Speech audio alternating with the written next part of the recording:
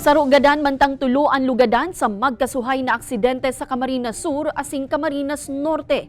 Uyan report ni Rosie Nieva.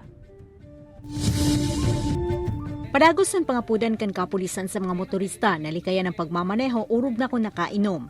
Marurumduman na kan Enero 18, sarong 60 anyos na lalaki ang binawian in buhay, makalis makabangga. Ang pigmamaneho kaning tricycle sa nakatambak na kawayan sa gilid kan tinampo sa barangay Balungay, Calabanga, Camarines Sur.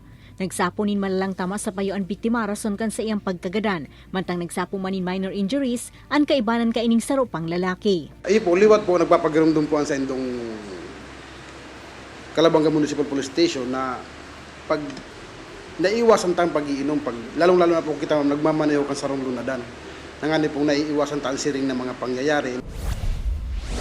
Sa Banwaan kan Labo, Camarines Norte, nakipag-koordinar naman ang kapulisan sa opisyal kan mga barangay dapit sa ordinansa, partikular na ang pagpapangalad sa mga atama na ido na magbalaw-pagaw sa mga tinampo. Kanal daw kaya ning Domingo, lugadan ang duwang persona makalis aksidenteng mabangga kan piglulunad ang motorsiklo ang sarong ido sa Diversion Road, Barangay Bulhaw, Labo. Yung pulis natin, pinapunta ko na po agad sa Bautista, nag-coordinate sila doon kasi yung cause ng accident is yung stray dog. So pag nakuha ko po yung yung ordinansa ng barangay, so ilalabi ko po ito sa sa munisipyo. Napag-araman na bakusan na ini ang enot na beses na igwang na aksidente huli sa mga balaw-bagaw na ido, kaya mauot kan kapulisan na matawang prioridad ang nasambitan ng bagay.